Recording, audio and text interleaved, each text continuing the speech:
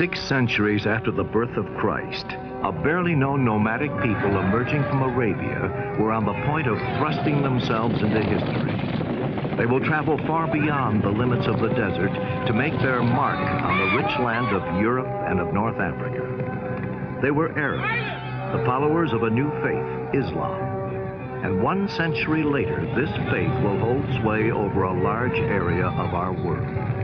They will threaten and conquer part of the Christian empire of Byzantium, of barbarous Europe, Spain, Sicily, southern France, and part of Italy, and of the newly planted Christian faith already dispossessed of some of its oldest strongholds.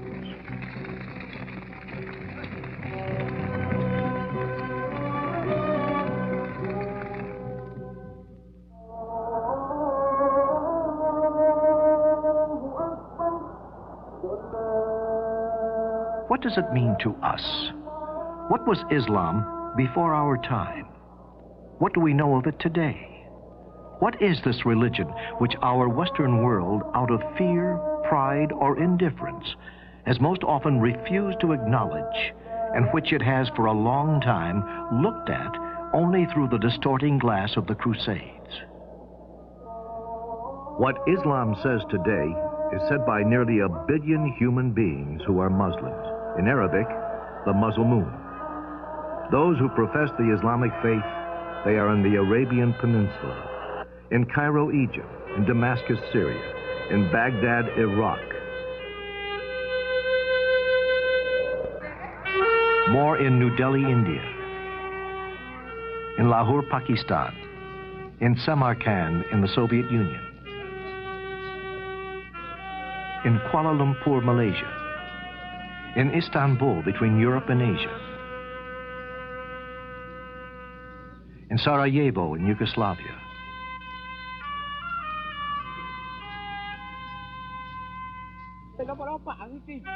and likewise in Timbuktu, in the heart of Africa, in Paris, just as they are in the modern cities of America.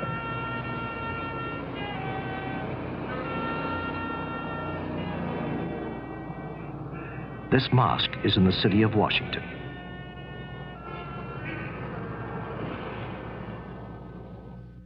Geographically, the Muslim religion reaches over an extensive portion of the earth between the Atlantic and the Pacific.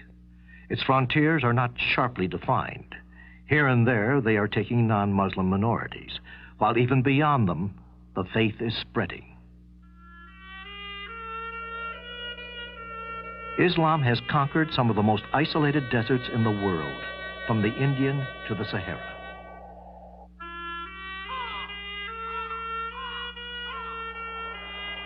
And in contrast, some of the most populous spots on our globe, the valleys of the Nile and the Ganges, and the islands of Indonesia. Muslim civilization extends from the unshaded eastern deserts to the high steppes of Iran, Afghanistan, and Central Asia. Here, Muslims call themselves Kurds, Turkomans, Kyrgyz, or Pathans, some nomadic, some settled, forming a mosaic of peoples and customs, the same varieties all the way from snows to the warm seas of Indonesia, Malaysia, and the southern Philippines. Millions of people living on faraway islands, millions more Muslims. But beyond nationality and the difference of cultures, beyond all division of politics, faith is the strong bond which links together these souls.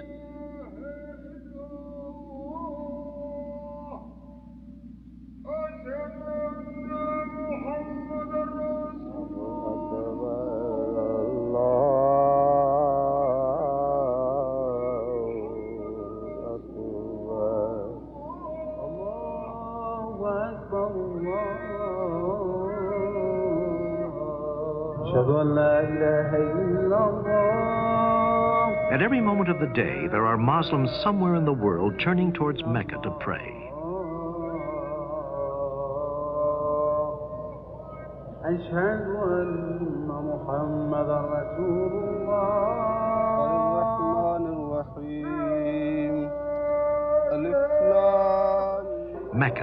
a sacred core where pilgrims are to be found every year bearing witness to the spiritual unity, this brotherhood which knows no frontiers.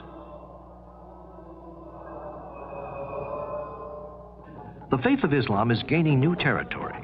It is spreading in Africa, from Senegal to Somalia, from Mauritania and Chad into Cameroon and southern equatorial of Africa. But it encompasses other contrasts besides those of country, those of manner of life. At one extreme, rural communities with closely guarded traditions. At the other, modern cities.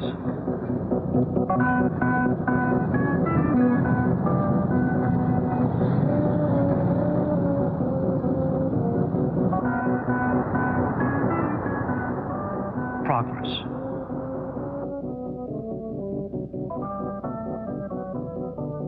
Industry.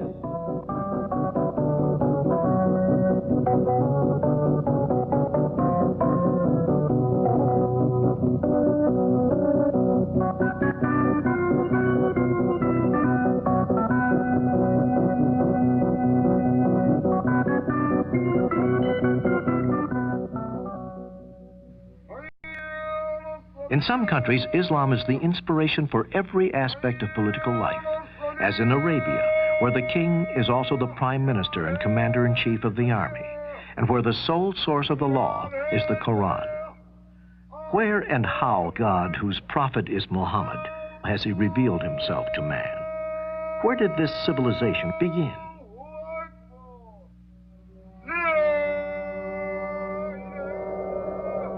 In Arabia, or as its own people call it, the island of Arabia, it is virtually an island. In the past, to travel, a real knowledge of navigation was required. Across the waves of sand and stretches of rock in the north, over the waters of the Red Sea to the west, over the Indian Ocean and the Persian Gulf to the south and to the east. Cut off from Asia and Africa by sea, and from the ancient lands of Persia and the eastern Mediterranean by the desert, this half-continent, 3 times the size of France, shows many faces, but forms in its occupants a sort of common consciousness. On the west along the Red Sea rises a frontier of mountains over a mile high. In the south and southwest, chains of yet higher mountains form the more fertile regions of Yemen and Hadramaut, sloping down in the center to the Persian Gulf, a huge desert plateau, a giant tableland.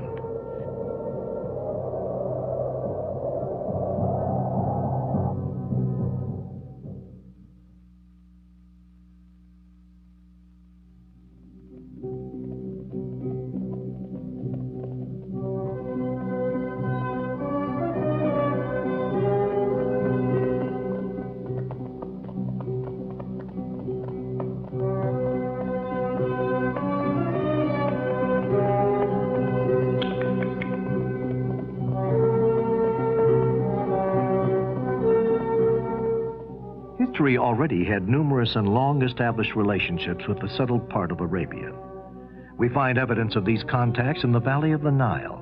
Here in Thebes in Upper Egypt, 35 centuries ago, lived Queen Hatshepsut, who sent out an expedition against what was then known as the land of Punt, situated on both sides of the mouth of the Red Sea. The story of the whole expedition is related along the walls of the Queen's tomb, the landings, the offerings, the welcoming ceremonies. In the south, close to the sources of the Nile in Ethiopia, archaeology has proved that people from southern Arabia crossed the Red Sea in the 6th or 5th century before Christ and settled here in the highlands of Ethiopia, which were in so many ways like the territories they had left. Here the Arabs established a great independent kingdom, more and more traces of which are being discovered each year.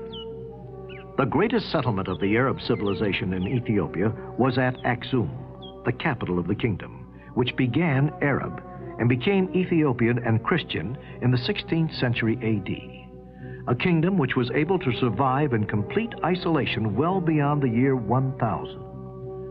all these traces bear witness of what was certainly a great Arab civilization, which we know so little about. But it is not only stones that remind us. The memory of man as recorded in the manuscripts of Christian Ethiopia continue to describe to us the life of this Queen of Sheba, whose huge kingdom stretched along both sides of the Red Sea. She is the lady, as we are told in the biblical book of Kings, who gave a large quantity of spices and precious stones to Solomon. In craft, more imposing than these, but perhaps of the same model, the Red Sea carried men and products between Africa and Asia for many centuries. Across the sea, the trade was carried on, turning southern Arabia into a cradle of civilization.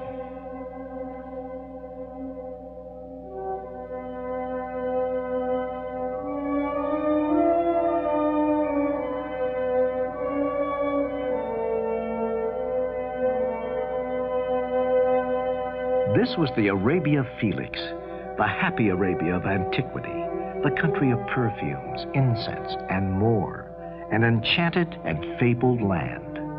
If this Arabia had sailors and kings, it had more important than all, peasants. By their efforts, the land became rich, irrigated, and fertile. People said that the areas of cultivation were so thick that the horsemen could ride for a month without leaving the shade. The whole agricultural and hydraulic system depended upon a huge dam at Marib, of which not a trace remains.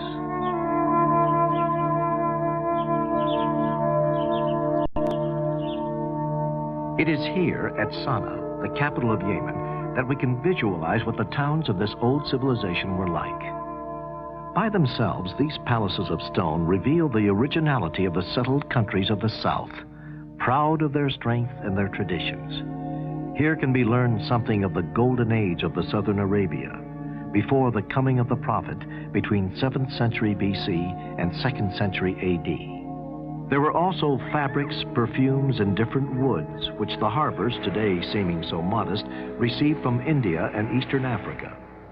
Gathered into the towns, these products were carried by caravans along the routes to Egypt, to Syria, to the Roman West, and to Mesopotamia. The vast trade from which southern Arabia was the starting point changed fundamentally the relations between the nomads of the center and the settlers of the south. The antipathy between two worlds, between two ways of life, gave way to an inevitable collaboration. The nomad could not do without the merchant, who paid him for the right of crossing his territory, and a merchant couldn't do without the nomad, who guided his caravans. Soon the ports and warehouses of the south were in touch with the great markets of the north, the city-states of Petra and Palmyra, centuries at the gates of Arabia, nudging the economic and cultural borders of the Mediterranean.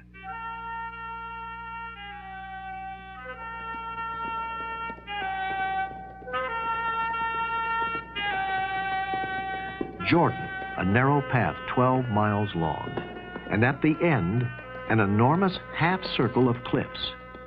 This town, which can only be reached via a single road, this walk town in Petra, this town which Arab tribes called Nabateans, founded in the 5th century before Christ, was influenced by Greek culture, but even if written in Aramaic, the spoken language was Arabic. Generations of Bedouins have stopped here.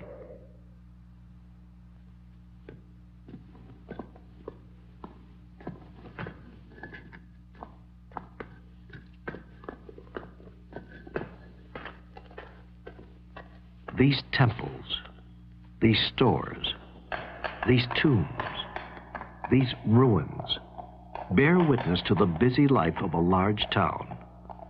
A caravan port, Petra, became the capital of an Arab merchant state, which redistributed the produce of the East throughout the Mediterranean.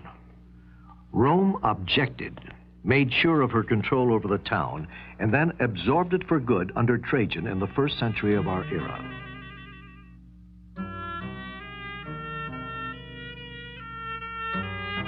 Another great desert port created by Arab nomads turned settlers, Palmyra in Syria. At the crossroads of routes coming from the south and the east, itself a relay point on the route to Central Asia and China.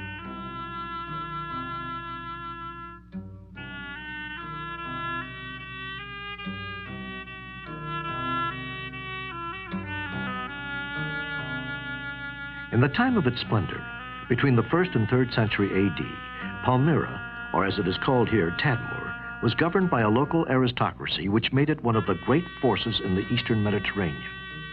The history of Palmyra, which ends with Queen Zenobia, in Arabic, Zainab, is that of a merchant aristocracy which believed it could rival Rome and Persia.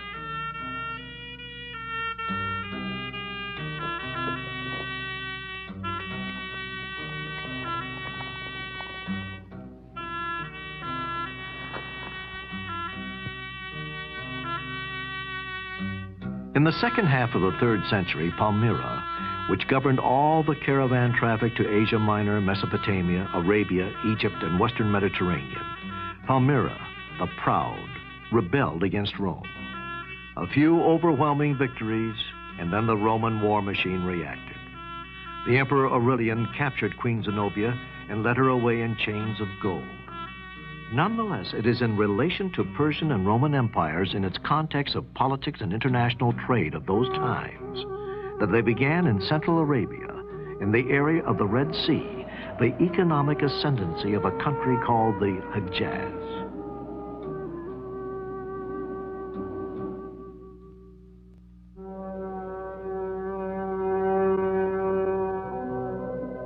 It is in the central regions, in the areas vaster than, say, all France, shaped in large part by mountains, gorgeous cliffs, and craters.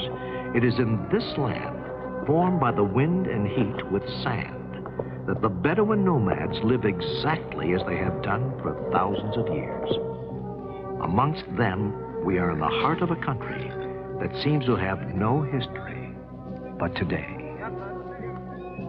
The nomad, always on the move, finds his biggest challenge in these mountains. The peaks rise very high, more than a mile in the region of Taiz in southern Arabia. But these same mountains have found favor with the Bedouin tribes, helpful in the defense of their independence. They permit them to hold on to their two means of existence, water and pasture. It has always been as it is today. The water in this desert was to be found at distances which measured by days of travel. From here to the nearest well is 2 days' journey, and sometimes you arrive there and find no water, either for yourself or for your camel.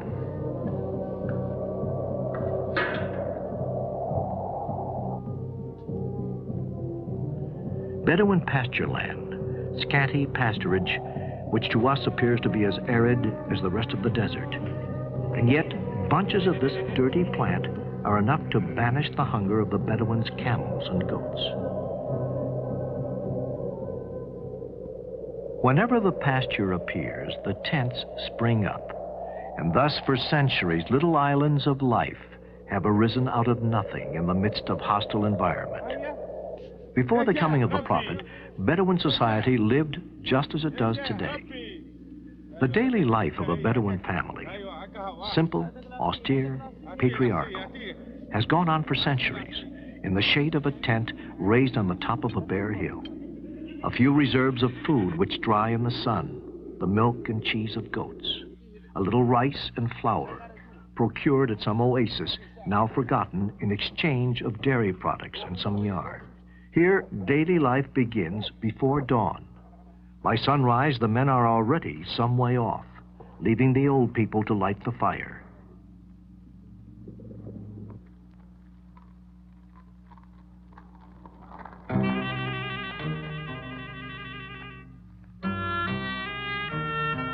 And the women to make the bread. Nomad women have always been less confined and freer than those who live at the oasis in the towns. And above all, they have had their roles as mothers in a society otherwise extremely patriarchal. For the real wealth is the children. From age of 10, children are taught to lead and guard the animals, and they say there is nothing to shape character more than this unending solitude. According to complex social attitudes and moral conventions based on the moruva, manly honor, this honor means pride in the closeness of the group, respect for the elder and the weak, generosity and forgiveness. A tribe is an association of families who trace their beginnings back to a common ancestor. Hospitality is the chief virtue. The arrival of a guest is the signal for celebration, an opportunity to show one's generosity, no matter what time of day or night.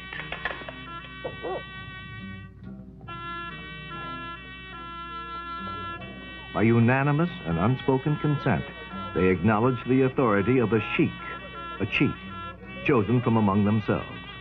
The sheikh has no force at his disposal, only his moral influence and his skill in speaking for everybody in the clan can make his authority prevailing.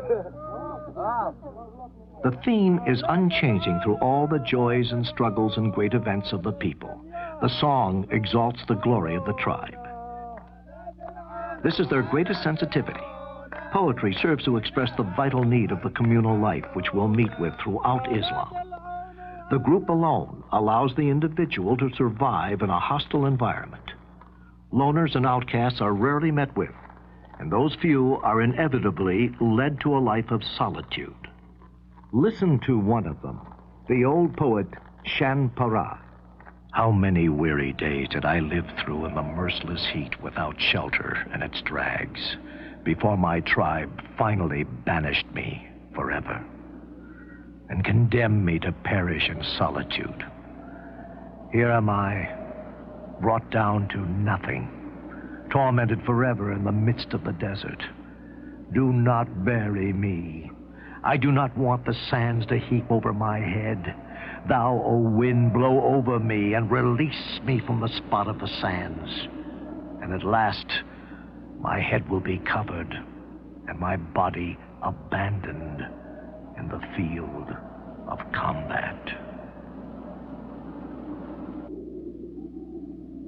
There is another aspect of the desert life. The necessity of survival in those regions where an increased dryness upsets the delicate balance of life and causes a sudden raid. The Gazo, rarely murderous against a rival tribe or against the people settled at the oasis. These oases on the fringes of the desert, where some nomads have settled to enjoy a secure way of life guaranteed by the water. It was in this region in the city of Mecca in 570 AD that a boy was born into the Bani Hashem family of the Quraysh clan. He was named Muhammad, an ordinary child like any other child. Muhammad lost his father, Abdullah, and his mother, Amineh, very early in childhood. He was raised first by his grandfather, Abdul Muttalib, and then by his uncle, Abu Talib. It is believed that Muhammad was sent to a nomadic tribe to be raised according to his clan's tradition in the desert.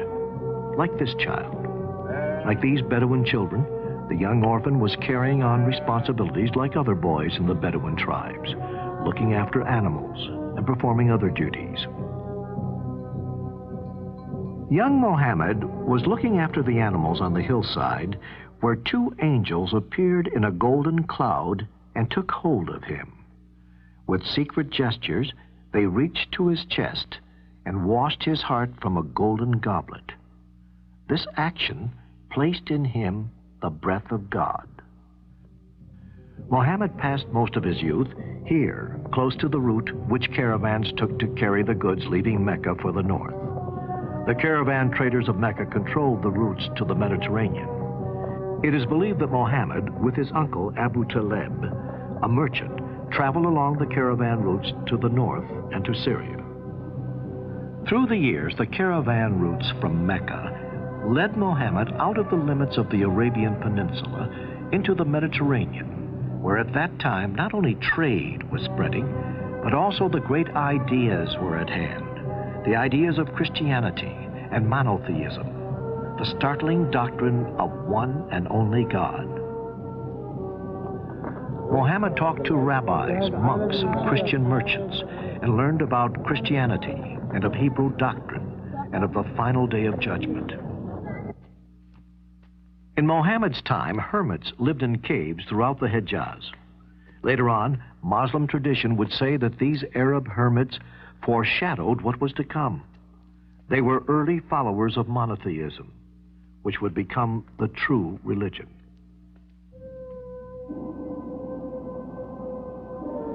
At age 25, Muhammad was a young merchant whose wisdom and honesty had already won him the nickname Al-Amin, the trustworthy. He was unlettered, but sophisticated. Khadija, a rich merchant widow, had heard of Muhammad. She asked his cooperation. Muhammad led her caravan to Syria and brought back goods to be sold in Mecca. Khadija heard admiration from the other and more experienced caravan members about him. Through a friend, Khadija proposed to marry the young Muhammad. She was 15 years older than he. Khadija became his wife. Thus Muhammad gained an important position, but wealth and business could not satisfy his concern about religions. He seeks a deeper meaning for his society and God, the concept of Allah, the one and only. Muhammad felt the need to find solitude. Often he climbed to a small cave amongst the rocks of Mount Hira, just north of Mecca, fasting and meditating in order to get close to his God. In the light of what he had learned, the old pagan idols of Arabia looked shameful.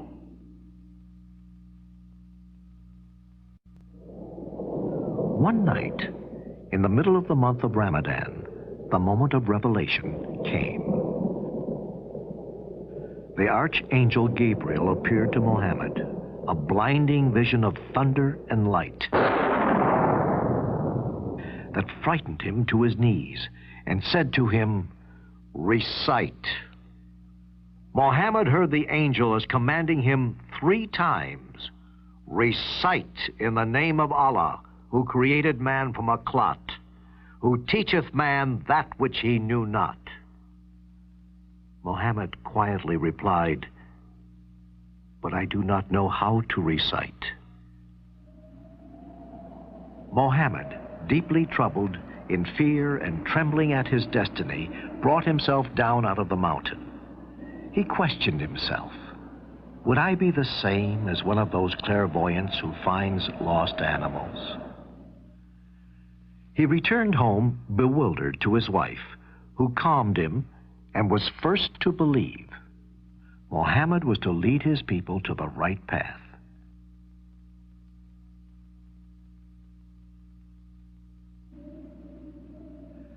For 3 years after this day, Muhammad returned to Mount Hira, and the revelation continued. It was clear to him that the voice was a messenger of Allah, the Supreme Being, the God of Jews and Christians, the creator of everything, the creator of stars and sky, mountains and seas, moon and heaven, and man, who must appear before Allah on the day of final judgment. At the time, the Kaaba was dedicated to many gods, the chief of which were the 3-in-1, Allat, Uzza, Manat. Muhammad begins preaching to his people. Kaaba is a sacred house built by Abraham, the prophet of one God, the father of Jews, Arabs, and Christians. It must be cleansed of man-made idols. Punishment soon comes to those who have refused to hear the word of Allah. Those of you who worship these idols are pagans. A few close friends of the prophet understood this message. But more important, it went straight to the heart of the poor people, slaves, the laborers, and all the others who were humiliated by the class-conscious merchants of Mecca.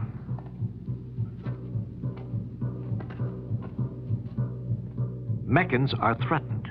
They react harshly. Muhammad has discredited their gods and called them pagans.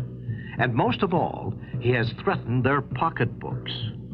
Muhammad says, a moral life is a life which a man uses his wealth for a just cause, and the wealthy and powerful must give to the poor and oppressed.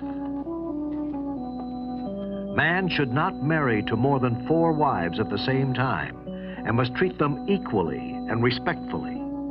Women have the right to inherit property. The rich must pay taxes to the poor, and no one should lend money for profit-making. The Meccans received these messages as threatening ideas. The merchants and the rich men of Mecca, whose great source of income was the Kaaba with its old idols, were afraid to lose their benefits. They decided to plot against Muhammad. Time and time again, openly, Muhammad and his followers were harassed.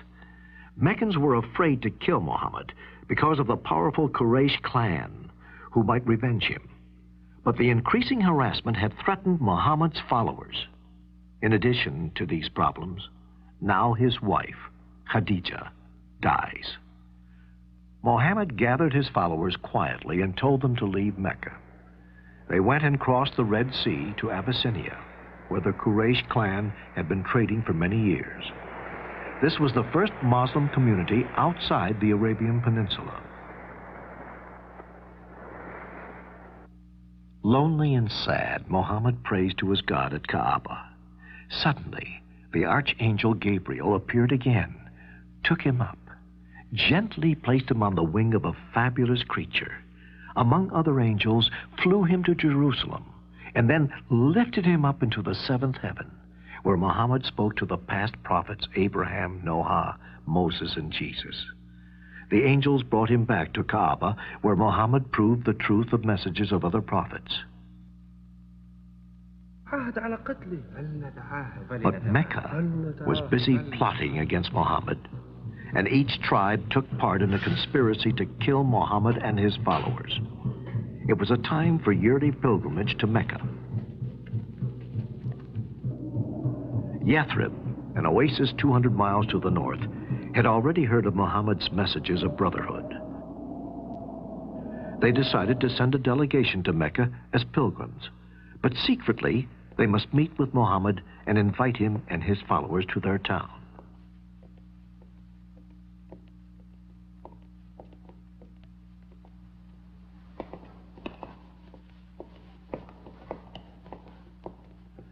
The delegation met with him secretly. Meccan conspirators became aware of these and set the time for action for the next day. But they were too late. Muhammad and his followers slipped away from Mecca. Under the veil of moonless night, mounting camels, they embarked for the oasis of Yathrib. This immigration, which is called in Arabic Hijra, starts the first year of the Muslim calendar. It took Muhammad and his followers several days to reach the safety of Yathrib. They had traveled fast, avoiding the main caravan route and water wells.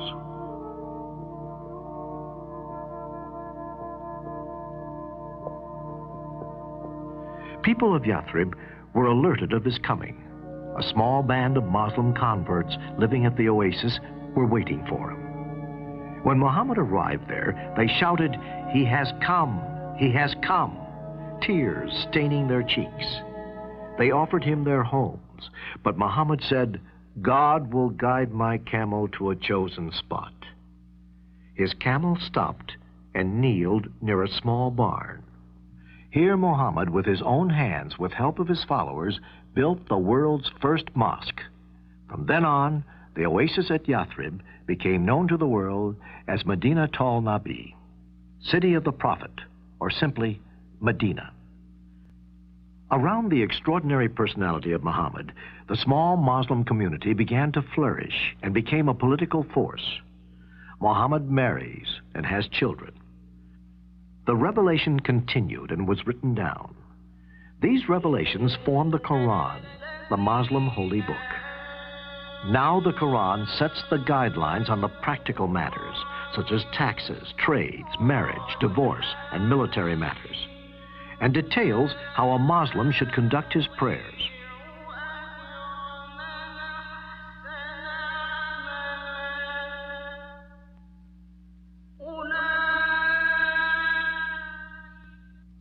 Allah commands Muhammad to make a war against non-believers.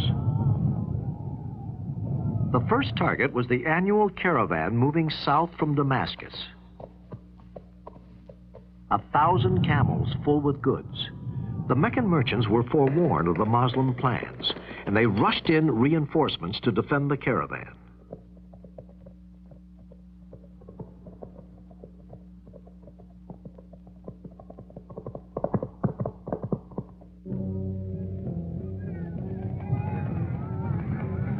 At the walls of Badr, near the Red Sea coast, they surprised Muhammad's army of 300. Muhammad shouted, "All who die today will enter paradise." Outnumbered 3-1, the Muslims fought bravely and fiercely and triumphed. A year later at Mount Uhud, near Medina, the Meccans retaliated. History records 27 raids. Slowly, by treaty and skirmish, Muhammad converted the Bedouin tribes of the surrounding desert, mastering their swords to the cause of Islam. After almost 2 decades, Muhammad the Prophet re-entered his native city, Mecca, now leading an army of 10,000. Mecca was surrendered without a fight. The Prophet walked to the Kaaba, touched the black stone, and made the prescribed 7 circuits. He ordered to smash the idols. He declared a general amnesty, and Meccans swore allegiance to the Prophet of God.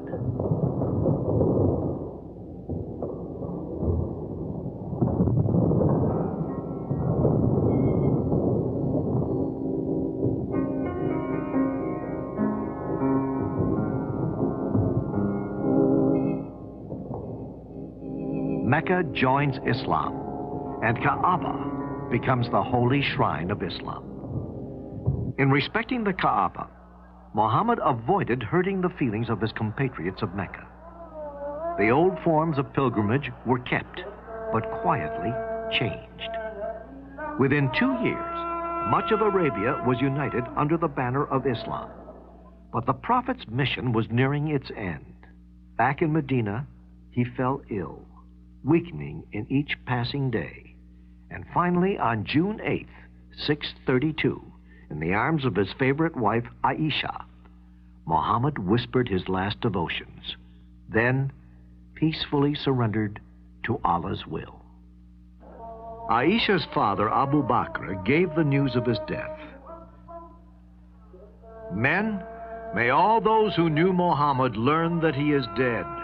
May all those who worship the God of Muhammad know that he is alive and immortal."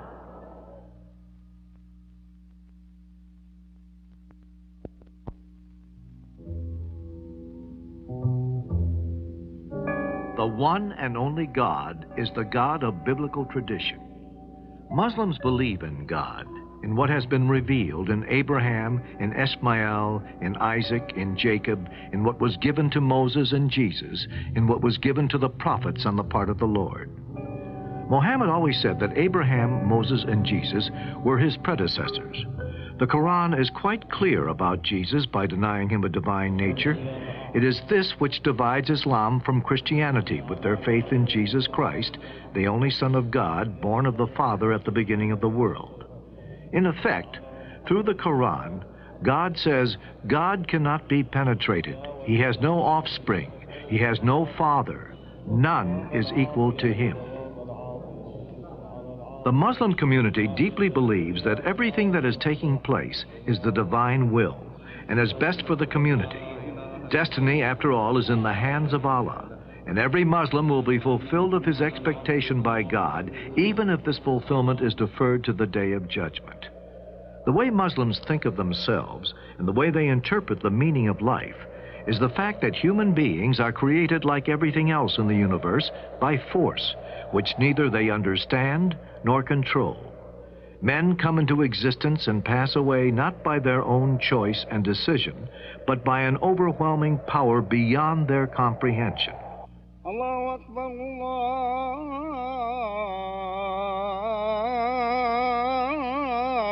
Allahu Akbar. Ashhadu an la ilaha illallah. Ashhadu an la ilaha illallah.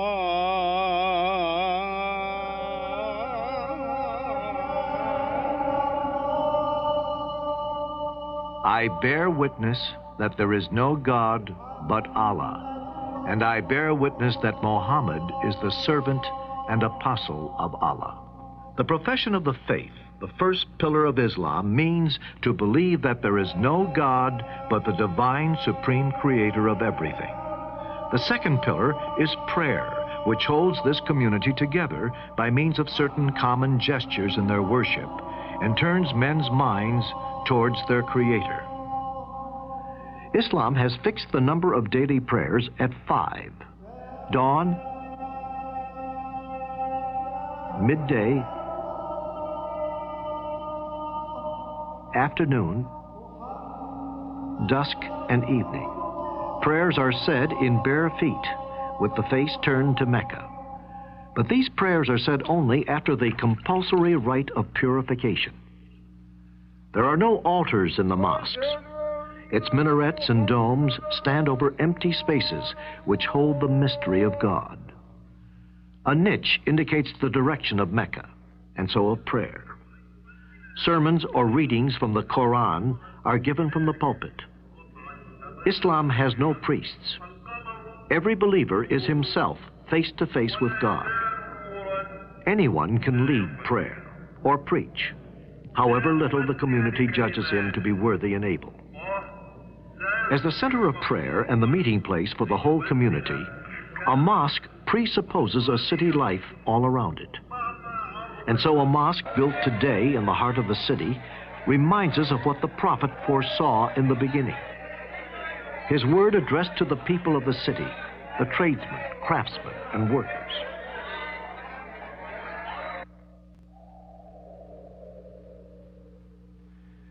The Bedouins were on the outside of this emerging Islam. The washing, which is called for before prayer, could not take place here, where it is difficult to find water. It was only as an afterthought in the final surahs of the Quran that Islam authorized sand for the ritual of purification.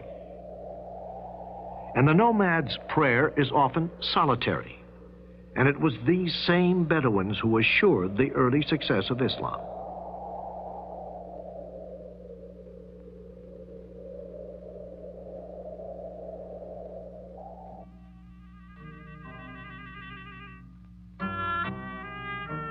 The third pillar of Islam, unquestionably, is almsgiving. O believer, give out in alms whatever is the best of your possessions. It is good to give alms by the light of day, but to give them in secret is better and brings greater forgiveness. Empty squares and empty streets. This is a town in Islam which is usually busy, but which we have arrived at during the month of Ramadan. The fourth pillar of Islam is this month of fasting, more faithfully observed than Lent in the Christian world.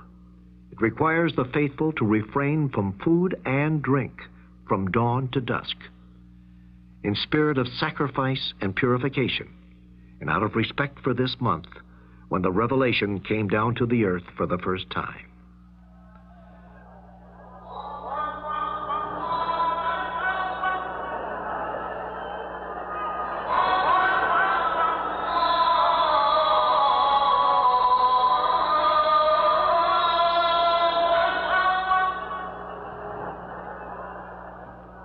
The fifth and last pillar of the faith is pilgrimage to Mecca, the holiest place of Islam.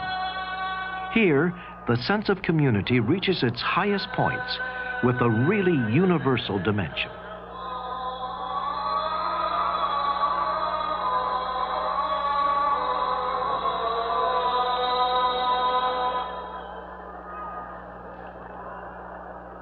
Looking at this crowd, so mixed in nationality, culture, and wealth, we have to put to ourselves a question. How has Islam kept this unity for 13 centuries? This belief in the soul of God, of whom Muhammad is the prophet. To Islam, it was Abraham who built the Kaaba and placed the first house for the true God. Some rites in this pilgrimage also carry the memory of Abraham. There is the night before reassembly of pilgrims at a place called Muzdalifah. The pebbles they are looking for will be thrown at 3 rocks tomorrow. For Islam, these rocks are the one where the devil stood and tried to persuade Abraham from giving his son for sacrifice. And these pebbles represent the ones Abraham threw at the devil to chase him away. Another ritual is connected with this portico, which links to hills called Safa and Marwa.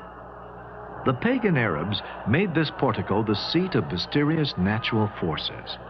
But these pilgrims we watch following the ritual of walking back and forth 7 times bring back the memory of Agar, the reputed wife of Abraham, looking for water for her son Ishmael. It was at Mecca, on this hill of Arafat, which is now one of the final points in the pilgrimage of the faithful, where Muhammad, already sick, gave his last sermon in the year 632 of the Hijra. Men, listen to my words and weigh them in your hearts. I have fulfilled what was intended for me in this life, and leave you a cause which is clear. You will take pains never to lose it, for it is the book of God and the law of his prophet. Listen to my words. Know that every Muslim is a brother to all the others. A faithful Muslim believes that the law of Islam is the essential of his religion. In Islam, law is more important even than theology. To understand Islam thoroughly, one must understand Islamic law. In Islam, the law of the Quran is virtually as important as the Quran itself. The religious law sets guidelines and governs the life of every believer. Violation of the Islamic laws is not only considered a commitment of a crime, but also is considered to be a sin. Quran sets the guidelines even in practical matters, such as trades, taxes, marriage, divorce, and military matters. In trading, for example, Quran forbids taking interest and prohibits any speculative transaction, any transaction that results in unjustified profit-making of one party. If a profit were made, it should be given to the needy. This doctrine is driven from a Quranic phrase, God will abolish interest and cause charity to increase. In the case of exchanging goods without using money, Quran sets 2 principles. First, the 2 goods to be exchanged must be equal in weight or quantity. And second, there must be no time delay in exchanging, because it is possible that during the interval, the value of one good might fluctuate, and this may result in loss for one and profit for the other party. In tax matters, the Quran is very clear. As the 3rd pillar of the faith, every believer has to pay zakat. Zakat is not a kind of tax that governments levy on the public, but it is an act of monetary worship. The Quran has generally mentioned zakat after prayer and has enjoined it as an important foundation of the divine religion, which has been the creed of the former prophets in all ages. The great moral and spiritual benefits that accrue from the institution of zakat for the Muslim society and mankind at large can become possible only if the payer practices it as an act of benevolence and worship and does not regard it as a mere tax. The Quran also gives guidelines for upgrading the women's status in the society. For instance, a man is permitted to marry up to only 4 wives at the same time, but he must treat them equally, and women have the right to inherit property. In the case of divorce, Islam does not involve a complicated or a long procedure. The grounds for divorce in Islam, however, are more liberal than in the West. They are not limited to proven adultery or cruelty or long separation. The couple may apply for separation simply when they realize that they cannot live together happily for any reason. When divorce is completed, the wife has to wait a certain period of time after separation from her husband by death or divorce before she can remarry. This waiting is to determine whether she is pregnant from her ex-husband before she remarries, and thereby guard against confusion of the paternity of the child, but also to give the woman an opportunity to relax and somewhat forget her former association. The Quran also sets guidelines for alimony. A divorced husband has to pay for the full maintenance of his divorced wife for the full waiting period. This period is 4 months and 10 days for non-pregnant women, and in case of a pregnancy, until the child is born. In the case of custody of children, Islam prescribed that the mother who is not incapacitated by a mental, moral, or religious cause has the first right to custody of her child, boy or girl, until the child reaches the age of 7, when the right of custody reverts to the father.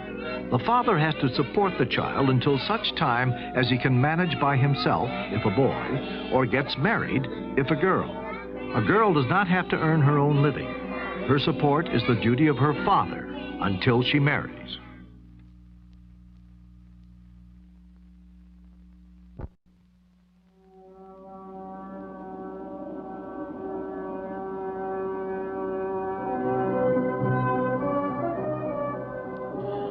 On the death of Muhammad in 632, although a significant part of Arabia had already been converted by the message of Quran, the Muslim community was still very fragile and easily upset by the rivalries between the nomadic Bedouins and the people who had settled at the oasis and towns. There was also a quarrel between the inhabitants of Mecca, the guardians of the Kaaba, and the people of Medina, who were proud of being the first to embrace Islam as a thorough religion. At the heart of the family itself, amongst the first companions of the Prophet, ambitions were beginning to show themselves. There was a problem of a temporal spiritual succession to the Prophet. The word Caliph means successor in Arabic. Was the Caliph just a substitute chosen by the community as the most worthy and authorized only to defend and to apply the thought revealed by the Prophet? Or, on the contrary, was the Quranic message much more, an inspiration continuously renewed through descendants of the Prophet, whose successor was to be not only the leader of the community, but also the source of religious law? These two divergent attitudes of the young Islam would make themselves felt throughout its history. And yet, in spite of these antagonisms, in fact, by going beyond, the Muslims set off on a spiritual and temporal conquest of the old civilizations. Do not yield yourselves out to the infidels. Struggle against them, drawing strength from the Quran. Fight the agents of Satan. His traps are truly weak. The word of God made the inhabitants of Arabia forget their squabbles and transform them into historical figures.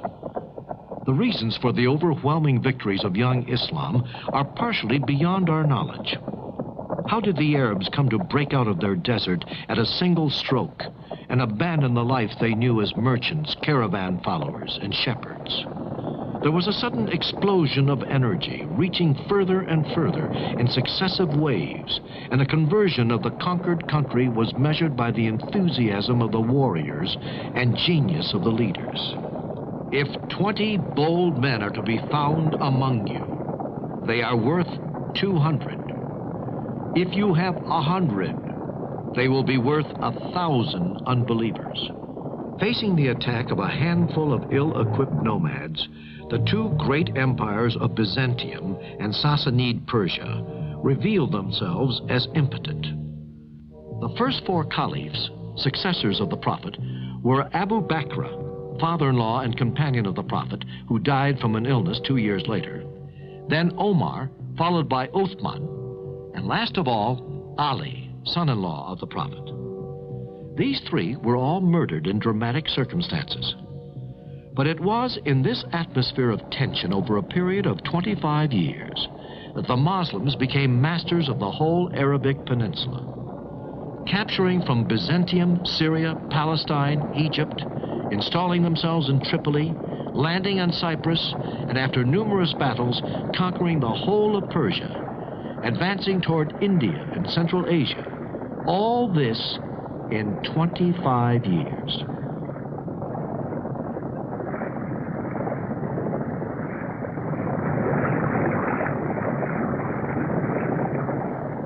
To account for such extraordinary successes, the High Middle Ages finds no explanation other than divine will. For some, the invaders were the supernatural forces of the Antichrist. For others, they were judges sent by God. Certainly, the religious element must not be underestimated. The new faith, praising its disciples' struggles and promising them victory or paradise, played a determining role. We shall grant a reward without limit to whoever fights along God's road, whether he be killed or victorious. But the rapid collapse of the Persian Empire and the Sassanid dynasty and the retreat of the Byzantine Empire is also accounted for by their own state of impotence and degradation. Here are the ruins of a Byzantine city. If such mighty walls were overcome, and if so many monuments like these were smashed down, it was because the advancing Arabs sometimes found only shadows defying them. The empires against which the turbulent young Arab armies of Islam measured themselves concealed behind their facades of power the far advanced weakness of a very sick body, undermined by social inequalities and religious squabbles, and these were made worse by the authoritarianism of its princes. Moreover, these two great empires had been exhausting themselves in skirmishes and wars for many generations, capturing and recapturing the provinces which Islam was about to take for good. The local populations were very quick to greet the newcomers as representatives of a more just society. For the peasants of Iran, oppressed by the Sassanid aristocracy, as well as for the common man of Asia Minor and Mediterranean Africa, harassed by the vicious taxes of Byzantium, Islam meant a relief after centuries of misery and exploitation. By the grace of God, you have become our brothers, while you were once our enemies. May you form a community with us. Poor man speaking to poor man. They recognized each other and understood each other, having already been acquainted since the time when the Arab shepherd, caravan driver, or merchant had lingered on the outskirts of the cities. Nonetheless, during the final years of the first period of conquest, Islam went through a particularly dramatic crisis, which left scars behind which could be seen for centuries to mar unity. After the murder of the third Caliph of Islam, Uthman, in his home at Medina, 656, Ali, cousin and son-in-law of the Prophet, found himself inheriting the Prophet's mentors. Although Ali was easily able to defeat partisans, encouraged by Aisha, one of the Prophet's widows, at the so-called Battle of the Camel, he was obliged to come to understanding with the head of the Umayyad clan from Mecca, who was the Arab governor of Syria and Egypt. They later took over the caliphate after the murder of Ali in 660 and introduced the dynastic principle into the succession of the Prophet.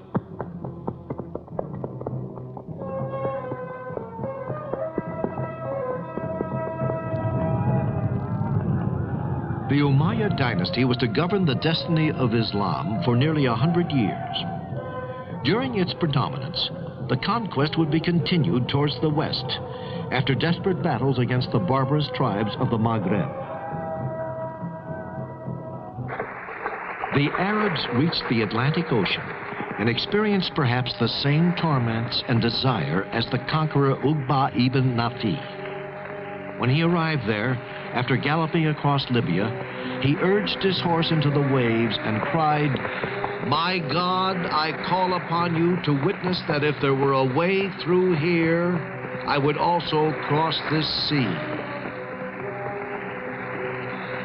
From Morocco, with the help from the Berbers, the armies of Islam crossed into Spain, and from there they penetrated into the valley of Rhone and as far as Poitiers in 732. In the east, the armies crossed the Hindus, and in the north, got beyond Samarkand. These conquests marked the end of the first period of impetuous expansion.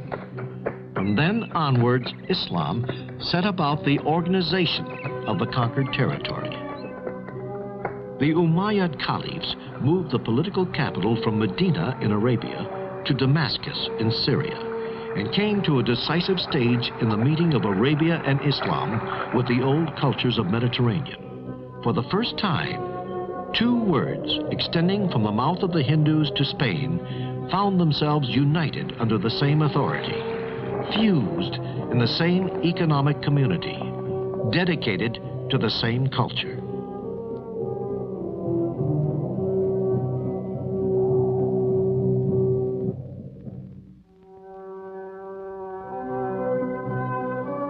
The first result of this new Islam in the years after the conquest is the building of cities.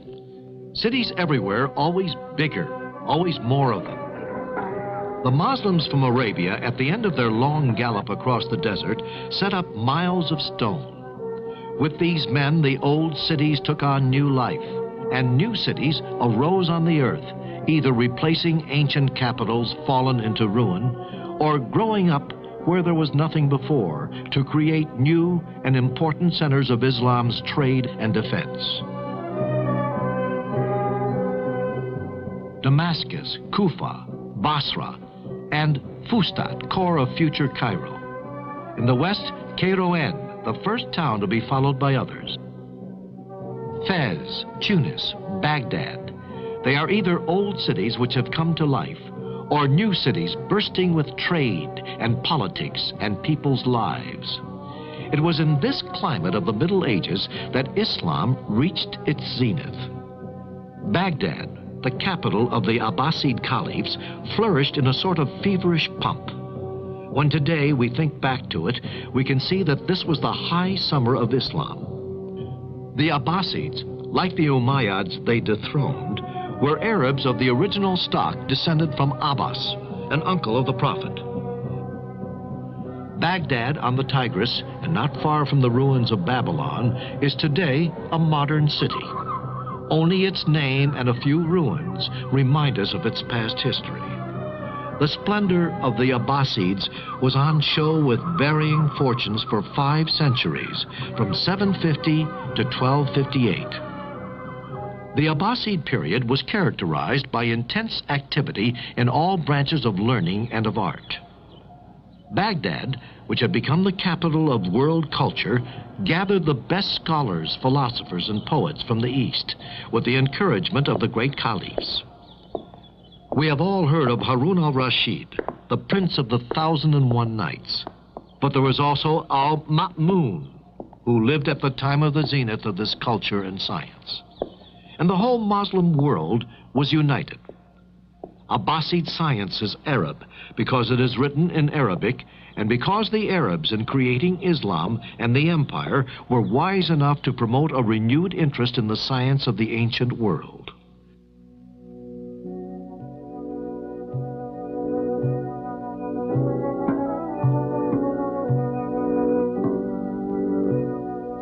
A symbol of these great assemblies is the Treaty of the Fixed Stars by the great astronomer and mathematician Khwarizmi, an Arabized Persian who lived in the 9th century.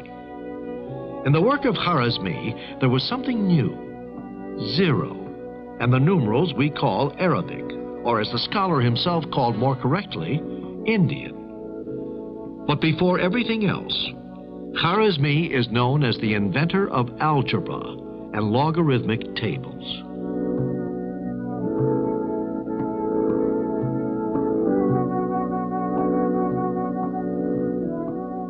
Maps of the heavens stand opposite those of the earth. They are drawn up to show the trade routes and to point out the way to provincial officials who are returning to their posts. But they were also drawn from sheer scientific curiosity.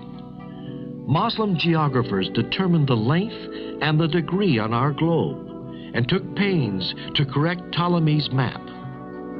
Here is a map of the Mediterranean with Italy and Sicily, drawn by Idrisi, a geographer of the 12th century. The south is at the top, and it is only by turning it upside down that we can discover the features we are familiar with today. This is the University of Kuwait, Above the entrance are the words from the Quran, "O Lord, may our knowledge increase." All Muslim universities, from the most modern to oldest and most glorious, keep fresh the memory of the great discoveries in science, in philosophy of the medieval Arab world. Not one student or teacher can forget that glorious moment in the Muslim history, when to be a Muslim meant to belong to the most advanced scientific, cultural, and technological society known to man. The West was able to profit best from the scientific discoveries of the Arab scholars. They were discoveries which revolutionized every aspect of science, from optics to chemistry, from mathematics to medicine and mechanics. So they were practical discoveries, also needed for the correct solution for technological problems. The Muslim world, for example, was a past master in manufacture of the complicated clocks and of gears of all sorts moved by the force of water or wind. Indeed, the windmills, which you can still see in the Mediterranean basin, from Spain all the way to Greece and Turkey, have probably come down to us from the high plateaus of Iran or of Tibet by way of the Muslims. From Spain and Sicily, Arab thought, either theoretical or practical, soon won over a Europe which was very far from reaching a similar level of culture. At Salerno in southern Italy, or at Montpellier with its joyously preserved manuscripts, Arabic medicine established for centuries its domination over an astounded old world. This was the school of medicine which flourished under the famous Avicenna. Avicenna was the first man who was able to hit upon the difficult synthesis between Quran theology and the philosophy of the ancient classical world. This was in the 11th century. He elaborated the most important philosophical system of the time, which became known in the Western world too. Admiration for Aristotle and other Greek philosophers stopped where the Word of God began.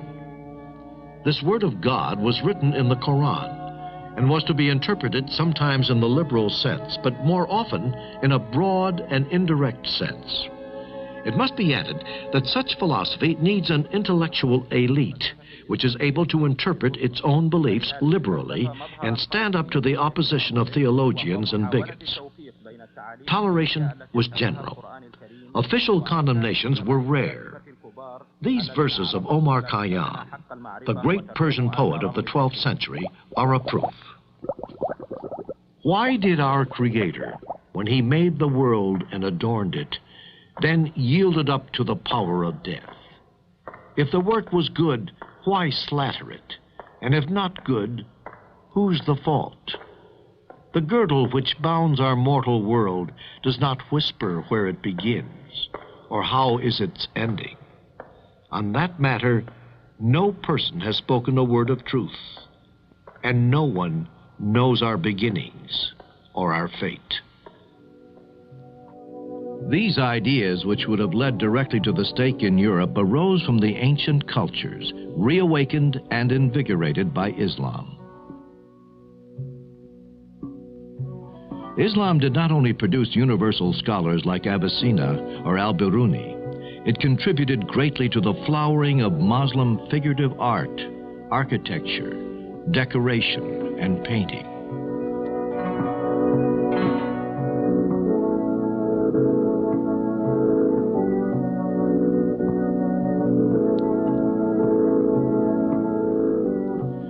When you speak of Muslim architecture, you immediately speak of international art. This architecture arose in the same way from Islam's meeting with the old civilizations which surround her, most of all, Persia and Byzantium. The Arabs found a way to assimilate this new world, which was emerging as the result of new needs of the faith and community life. And they made of it something until then unknown. The greatest invention of Muslim architecture was the mosque, the aesthetic value of which is based on three essential elements: courtyard, dome, and minaret.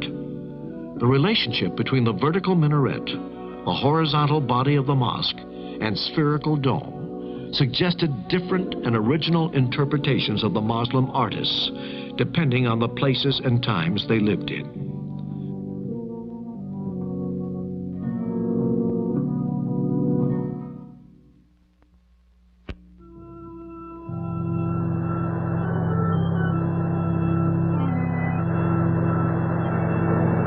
Starting from Morocco in 716 and helped by Berber troops, the Arabs shut off the Mediterranean and crossed over into Spain. They were commanded by Tariq ibn Ziyad, whose story gave a name to a giant rock, Jabal Tariq, which became Gibraltar to our ears. Undermined by rebellions and dynastic squabbles, Spain broke apart. For a time, the Muslims were even across the Pyrenees in the south of France near Marseille.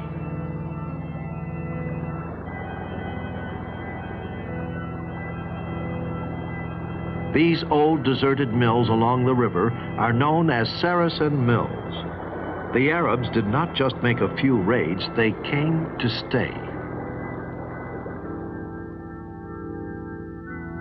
Come face to face with the invaders, the barbarous Europe of the Lombards and the Franks seemed for a long time incapable of any reaction, petrified for fear of seeing Christianity disappear beneath the forces of the Antichrist. The Spain which we are looking at here, with all signs of Christianity deeply integrated into everyday life, was nonetheless shaped by Islam for 8 centuries.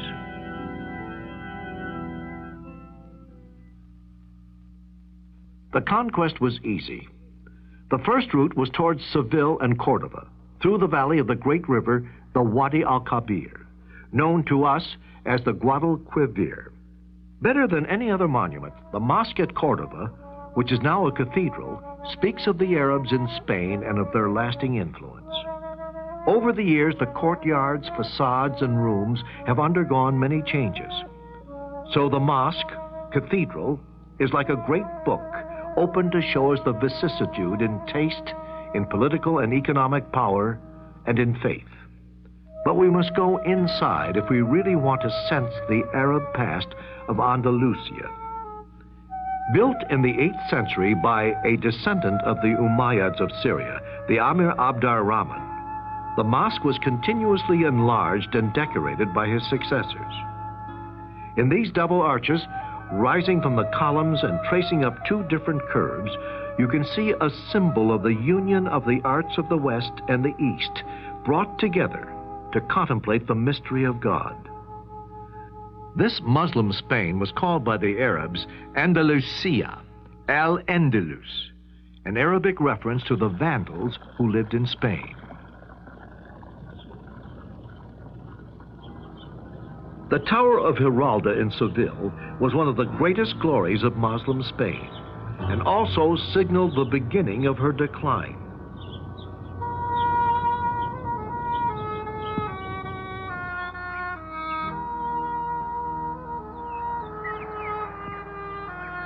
It may or may not commemorate the victory over the Christians in 1195, but there is no doubt that Giralda reminds us of buildings in Morocco, like the Hassan Tower in Rabat or the minarets at Marrakesh. And it was from Morocco that the warriors set out who were summoned to defend Muslim power in Spain against the Christian kings of the north, who at the beginning of the 11th century had undertaken the reconquest of the peninsula. This was the time of decision. The warriors from North Africa returned, but not only to defend Islam and fight the Christians. They came too to bring Spain back to the right path. They believed she had become decadent and forgetful of the Prophet's teachings. In 2 waves, one from Western Sahara and one from Atlas Mountains in Morocco, these Muslims overran North Africa and Spain in the 11th century, backing up the earlier Arab victories. But Spain had changed. She was no longer a country and had become a province governed from Morocco. Rabat.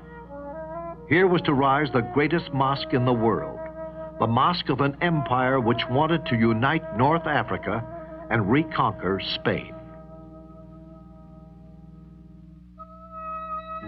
The culture of Arab Spain had reached a very high level. From this period dated the careers of the saints and scholars known throughout the world.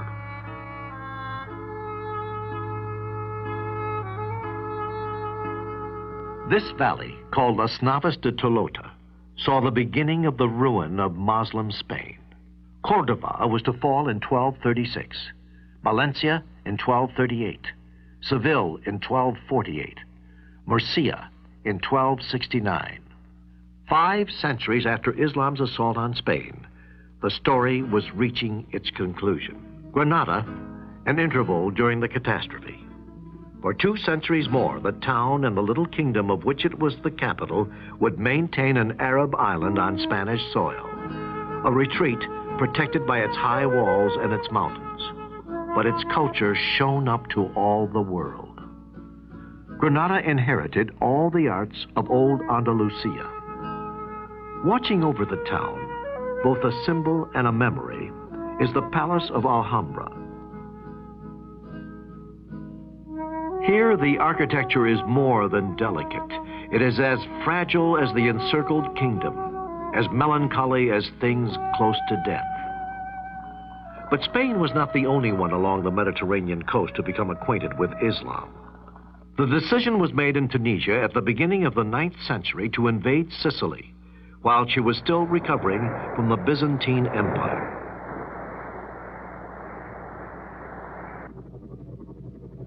The expedition was set out. 2 centuries were enough to make the island a beacon of culture in the Mediterranean. Palermo, the capital of the island, and one of the greatest cities of the Arab world, seems to the eyes of the surprised visitors to be hidden beneath her palms and orange trees, while her palaces and mosques towered over them. For many years in Arab history, the name of Sicily, conquered, enriched, and then lost. The palaces of Christian Normans had Arabic names and decorations.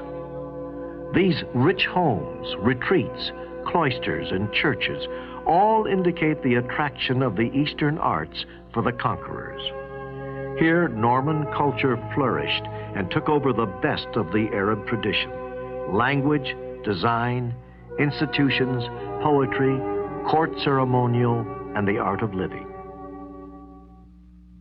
Facing Islam in Spain and Sicily was the Christian West, a West which accepted Muslim culture but remained closed to any significant contact. In this time of chivalry in the high Middle Ages, the idea of the Crusades for the freeing of the Holy Land was born. Pope Urban II declared the Holy War against Islam, and the goal was the invasion of Jerusalem. The First Crusade was in 1095. The Abbasid Caliph of Baghdad and their rivals, the Fatimids of Cairo, opposed only weakly the advance of the Crusaders, or as they were known in the East, the Franks. The Crusaders besieged Jerusalem, took it, and celebrated their victory with an appalling bloodbath. In these places, which represented power and fear, the Christian knights lived for 2 centuries. Frankish castles in Lebanon, Palestine, Syria, Tripoli, Said, and so many more erected on the plain or on the river bank. In 1396, the largest Christian army of 100,000 men were defeated by the Ottoman Turks. Although a disaster for the West, the Crusades had at least one merit. They dismissed all preconceived notions about Saracens and introduced them as men of flesh and blood, and showed their preoccupation, like their enemies in the West, with problems of politics, trade, and daily life. In spite of all these conflicts recorded in history, wherever Islam set foot, their treatment of other religions and faith showed great toleration. Each faith was free to follow its own belief. Only an annual payment of tax was set to be made by non-Muslims to the mosque. After the Turks were converted to Islam, they took from the Arab hands the torch of conquest against the infidels. To the dynasty of the Osmanlis, whom we call Ottomans, fell the glory of making Turkey into a world power. Allowing Byzantium to die in isolation, the Turkish sultans turned their attention to overcoming Eastern Europe. Let us travel up the Danube, like the Guadalquivir in Spain. This river, but on a much bigger scale, traces the path of the conquerors: Romania, Bulgaria, Serbia, Hungary. The countries fell, and their cities, Belgrade, Budapest. Here is a reminder of these years of occupation. These macabre skull towers built at the expense of the Serbian rebels. At last, in 1529, Suleiman the Magnificent lay in wait outside Vienna. But Vienna resisted, just as she would resist Sultan Mehmet IV in 1683, to mark forever the limit of Ottoman expansion into Europe. But before this, in 1453, Byzantium, the Rome of the East, the Rome of Orthodox Christianity, had fallen.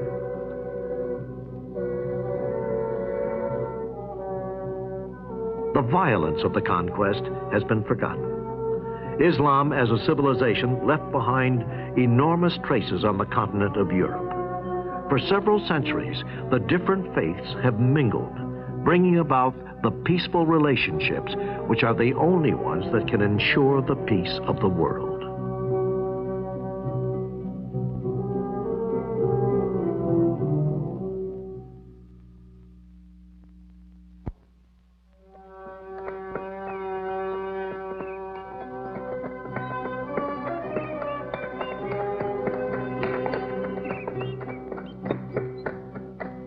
From here, the Muslims, bearers of the word of the Prophet, made themselves known in successive raids along the valley of the Hindus, and then throughout all India.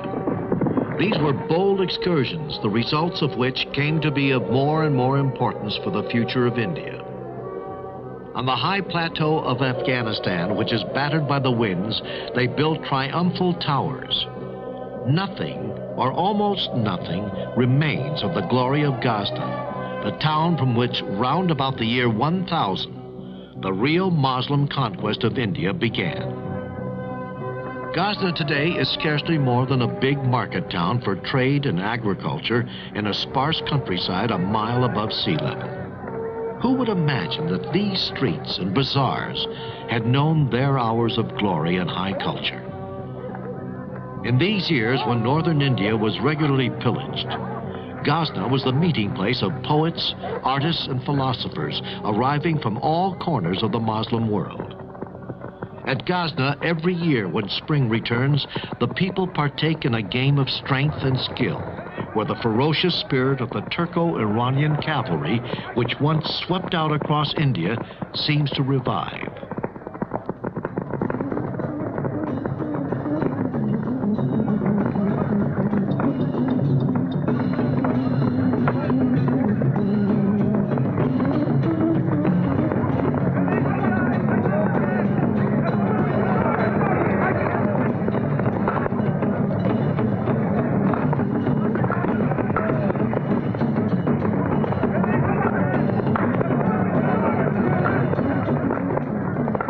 Persia, after the Muslim conquest of the 7th century, took great pains not to break with its past. On the contrary, she jealously guarded it, enriched it, and absorbed it into Muslim civilization. Soon she would be able to win over the courts of the Turkish countries and northern India to her culture.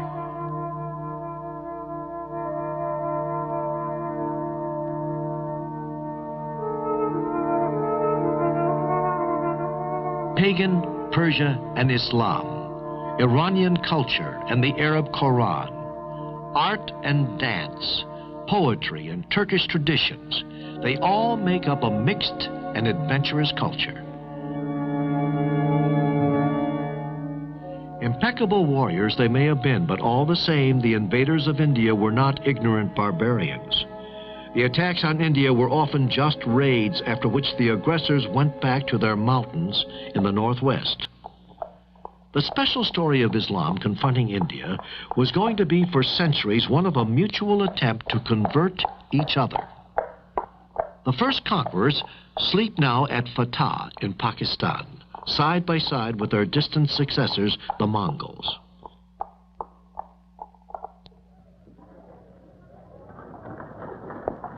There are more than 200 million Muslims in Pakistan and India today.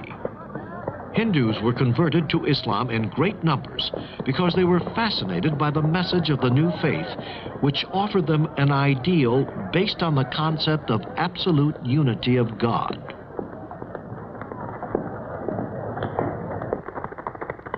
The idea of equality of all men in their religion was also very important.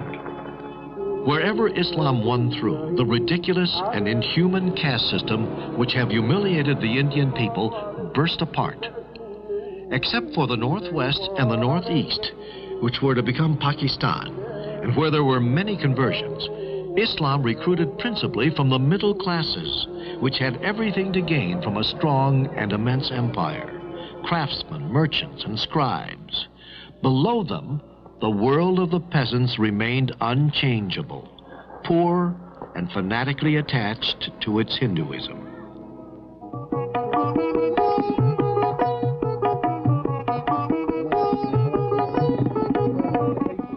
At the highest level of society, Islam attracted the warrior aristocracy, including the sovereign. At Lahore, at Delhi, everywhere the mosques bring together extraordinary diversified Islam. Persians, Turks, Afghans, Indians from the south, from Bihar, from Bengal, from Deccan. Everywhere in the northern plains and in the heart of the continent, luxury and art took form in stone, and the great names rushed to our minds. Hyderabad, where the Nizam ruled, the richest man of the world. The story of relationship between the two communities, Hindu and Muslim, is extremely complex and comes right down to the present-day split between India and Pakistan. Once the shock of the conquest was over, the Hindus converted to Islam did not feel themselves so far away from their compatriots who had remained Hindus, for they kept their culture and family traditions. So they became a very useful core which could understand and help both outlooks. This is Ajmer, a sacred place of Muslim India, where the pilgrims come to visit the tomb of Chishti, one of those missionaries who did so much for the spreading of Islam among the Indian masses. The enormous influence of these missionaries and the quiet impact they made on millions of people played perhaps a more important part than the military conquest which conventional history so often stresses.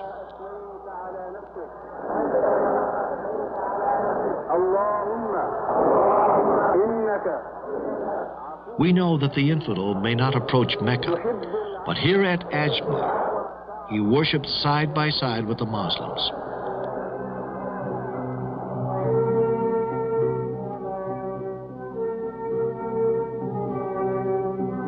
The starting points of the trade routes to the Far East were the coasts of Malabar and further to the west, southern Arabia, the Red Sea, and the Persian Gulf.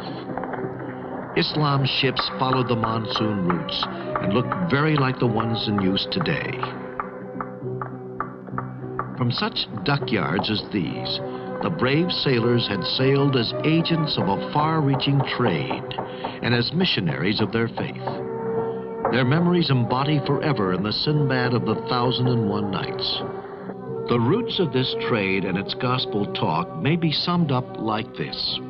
From Aden and Muscat, which were ports on the Red Sea and the Persian Gulf, to the coast of India in Gujarat, Malabar, and Coromandel.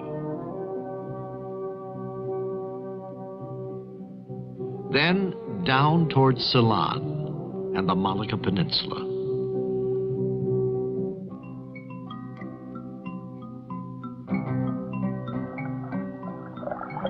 Muslim families live in the port of Hong Kong.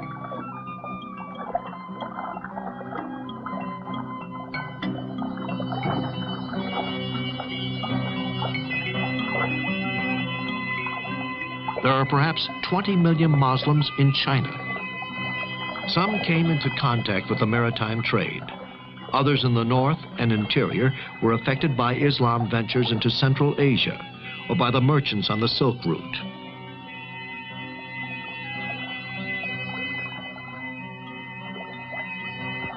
The island of Mindanao in the Philippines. On the edge of the forest is a little mosque made out of wood and stone, very much worshipped. This is Talax Angay, the most easterly point Islam ever reached. By starting from centers like this, Islam ensured itself of a peaceful conquest of the archipelagus. But if a time was to come for scholars and missionaries in the Far East, Islam continues to be most noticeable in the person of those who led the way, sailors and merchants. Active and enthusiastic, but not torn apart by theological arguments, but skillful and compromise, these first Islamic missionaries knew very well how to reconcile the beliefs of Islam with very old local customs. Their success in business had taught them about people.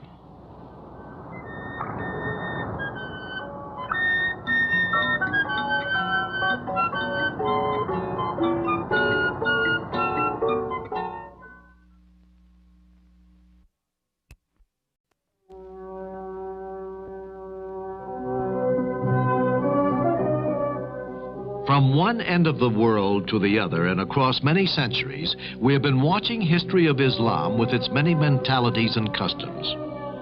Islam is a religion, but also a way of living. It represents a whole procession of people we think of as being far away, but who have, all the same, woven many strands into our own history and culture. Our journey has shown the strength of the expansion, led first by the Arabs and subsequently by the Turks as they spread their faith. The luxury of the courts contrasted with austerity of the desert. There was power of the empires, the vitality of trade, the buzz of city life. Cordova, Samarra,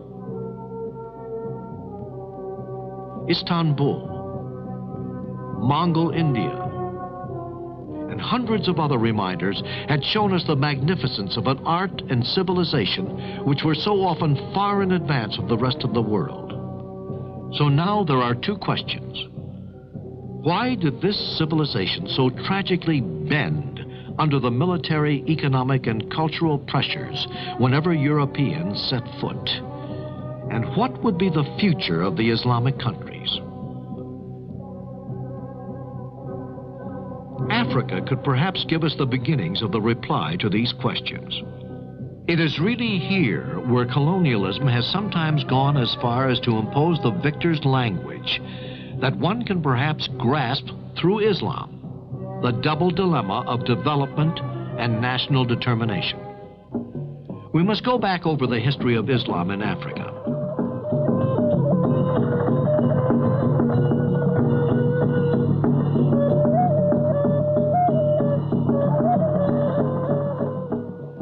Aside from the north of Africa, the great route of Muslim penetration was in the east, where Islam is doing no more than continuing a story which has been going on for a long time along the Indian Ocean and towards the Upper Nile. Much later on, and much more difficult because of the desert and its nomads, the entry into West Africa began really only after the year of 1000 A.D. Immediately, the Arabs came into contact with the great kingdoms of medieval Africa, Christian Ethiopia and Nubia, and with other pagan kingdoms to the west.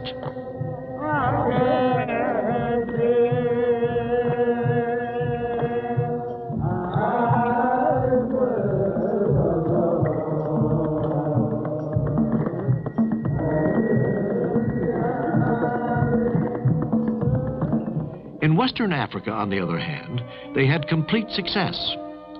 In 1706, against the capital of Ghana. Then came the turn of a new empire to the east of Ghana, much more open to the influences of Islam, the Empire of Mali.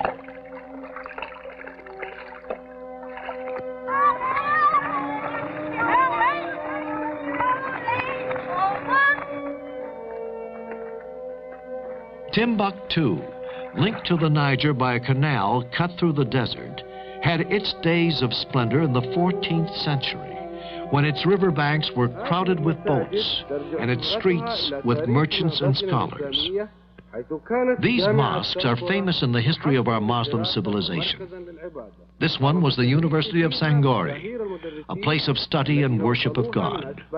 Here, famous teachers from Spain, Syria, and Morocco were active, and the libraries here were so rich in material that the city was called the capital of Muslim thought and culture. But today, nothing remains of the grandeur of Timbuktu. The history of Africa, which is so often misunderstood by Europeans, also had its humanism, which under different circumstances might have enriched the culture of our world. But it happened that when there was contact between paganism and Islam, the relationships were primarily forced ones. First between African slaves and the Christian or Islamic world, and then between colonized Africa, either pagan or Muslim, and the occupying European powers. The slave trade, carried out for 5 centuries by both the European and Islamic countries, deprived the black continent of millions, of tens of millions of human beings. And as scarcely had that trade come to an end when the era of imperialism began against both the African and Islamic countries.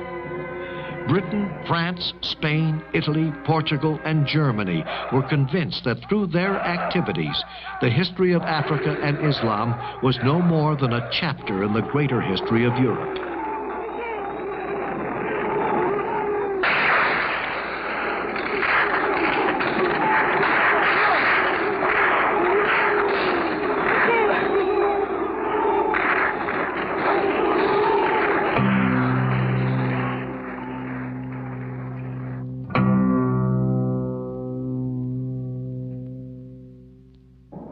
So Africa today, aware of its own history, faces the dilemma of foreign intervention.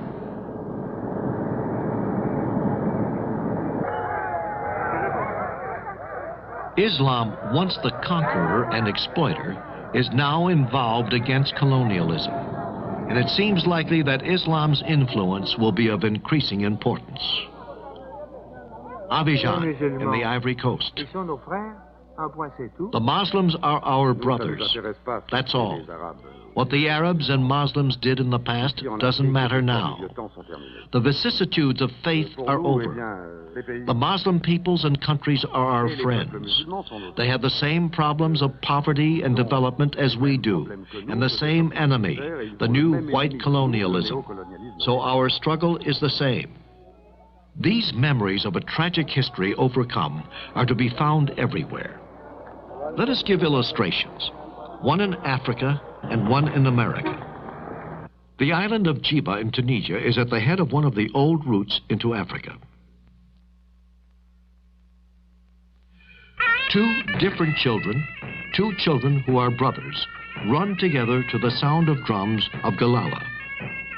Galala is the name of a region in Djiba where a community of African origin lives, which was at one time liberated by a Muslim saint. He is buried in this mosque and is feted once a year by a procession of brotherly union.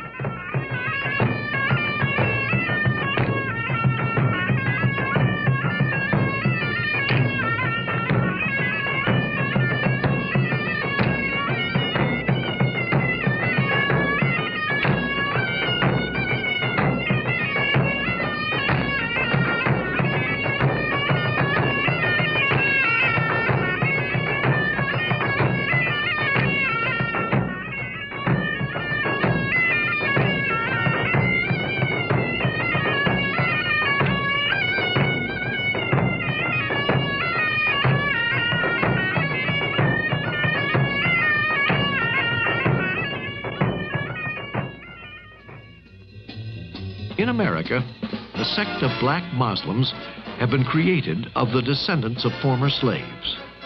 The center of the movement is in Chicago. The message of Islam is spread through all the black community by the weekly papers. American Muslims have farms and greeneries which supply supermarkets with good natural food anyone can want. The thing you couldn't find in these modern places would be alcohol and poker cards, which, as we know, are contrary to their religious beliefs.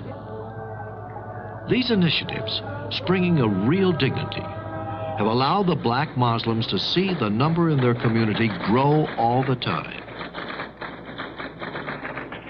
Following the routes of conquest and trade, Islam has continued to penetrate the African continent. We Muslim traders stop in villages and little towns where we win respect and friendship.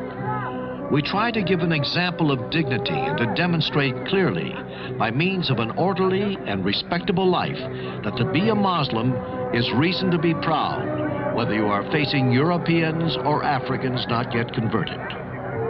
Once upon a time, the missionary traders were Arabs.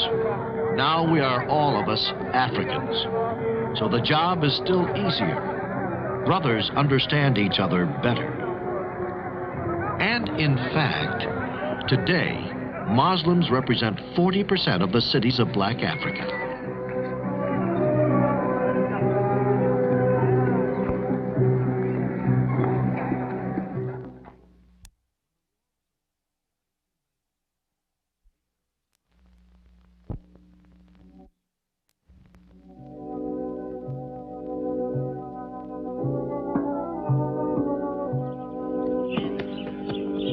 Is Islam keeping pace with the adjustments necessary with the needs of modern society? All the third world is asking this question. When talking like this about Islam, we have to reply by bearing in mind both the cause of the decline of the great Muslim empires and the reasons for the renewal of Muslim societies today. The crisis began towards the end of the Middle Ages. The rhythm of city life was slowing down. The unity of the Muslim world was breaking apart year by year, and Europe was showing more and more venturous policy of trade, first in the Mediterranean and then in the Indian Ocean. At the beginning of this century, Islam, for the most part, found itself in the state of subjection.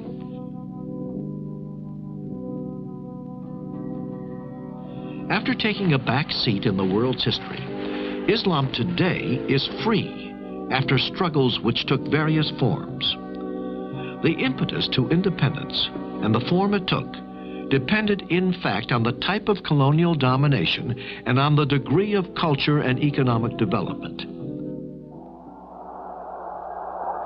But everywhere the battle for liberty went on in the name of national identity, sometimes with the added weight of Islam.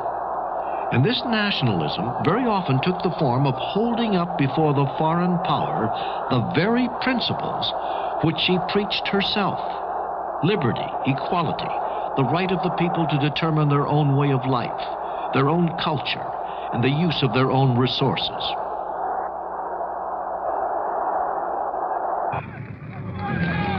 In 1916, the Amir Hussein and his son Faisal rebelled against the Turks in Hejaz, where Muhammad was born. As their ally, they had the enigmatic figure of an Englishman, T.E. Lawrence.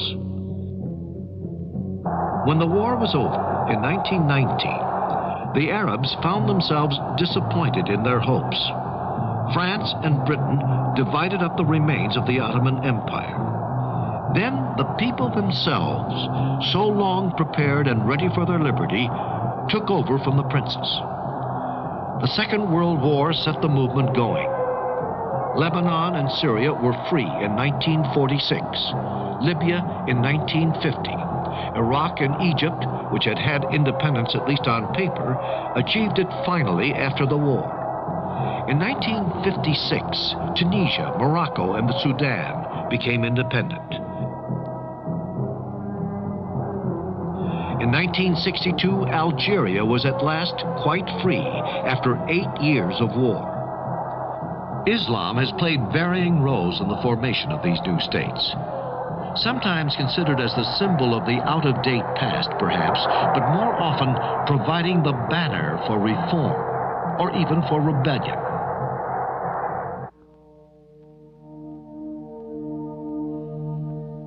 the plains of Arabia, the legendary desert, and the most modern of treasures, oil.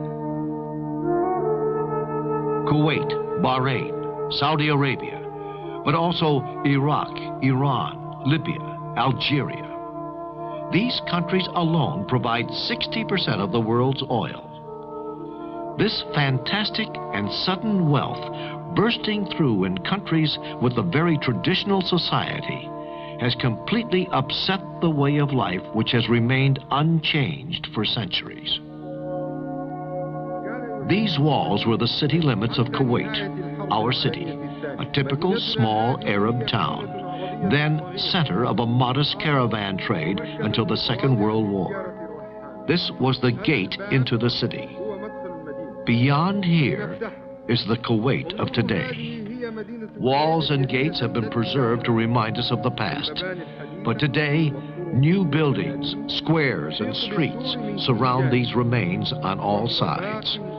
If our ancestors return, they would think they were dreaming. But the spirit of the old world hasn't disappeared with the same speed of the alleyways and bazaars have. The souls of men need more time to change than is required to change things. The ancient Bedouin mentality, with its values and its patriarchal sense about human relationships, has left marked traces right on the heart of the cities. And the fabulous palaces are perhaps only a new framework for rebuilding structures inherited from the past. This falling in with the needs of the 20th century, or its myth, perhaps is clear. And it's on this territory that Islam has to win its next struggle. Labor, factories, timetables, work shared, new relationships between men arise from this modern life and its battles, and it develops a new awareness of their destiny. While looking at these scenes of progress, roads under construction, airports, bridges, universities, and harbors, the question has to be asked: what will the future of Islam be? Let us take a look at one of the Muslim countries, the Kingdom of Saudi Arabia, where Islam began. New schools, colleges, and universities teach the young Muslim generation modern techniques within the frame of Islamic principles.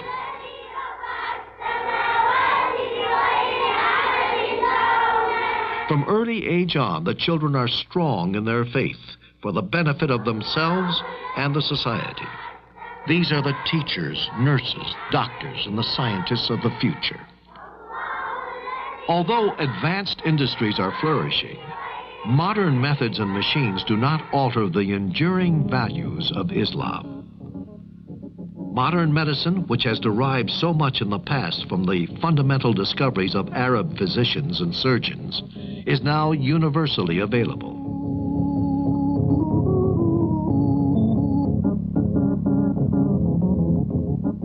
The desert is turning green and bearing fruit through modern systems of irrigation and artificial fertilizers.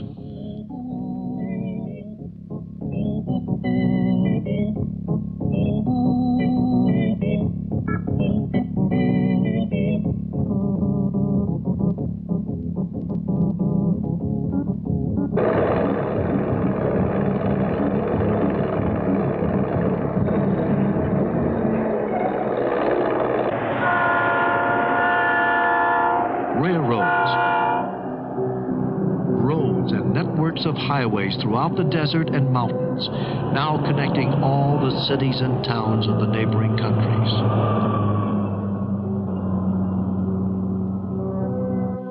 Telecommunication has come a long way since the 20s. Now Muslim countries are linked by radio, telegraph, telex, telephone, and television.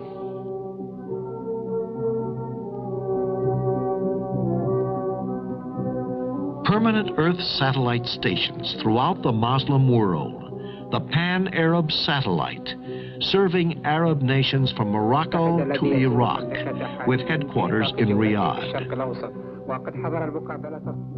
This is the headquarters of Saudia, the airline of the Kingdom of Saudi Arabia in Jeddah, the nerve center of the entire organization, with ticketing and reservation section and sophisticated computer system for day-to-day business and long-term planning, countrywide and beyond.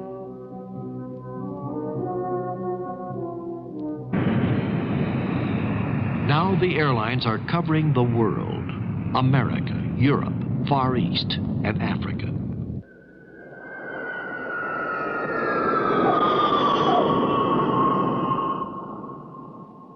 One thing is certain. With the stimulus of progress, Islam, like Christianity, will change its face, and in doing that will change the culture of which it's the bulwark. But it is not only the universities. Everywhere amongst the people, there is an enormous quest for knowledge. Today, the youth of Islam is going to tackle the world with the same enthusiasm which once urged their fathers onwards to conquer. A double enthusiasm for freedom and faith. Today, their union includes nearly 1 billion people who, through the Quran, affirm their membership in a single community. In many professions, these people are conscious of a certainty.